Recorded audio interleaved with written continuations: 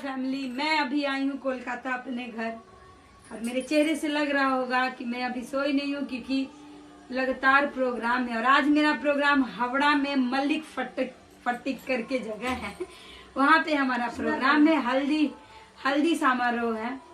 तो बहुत अच्छा लग रहा है और लगातार हमारा प्रोग्राम है। आप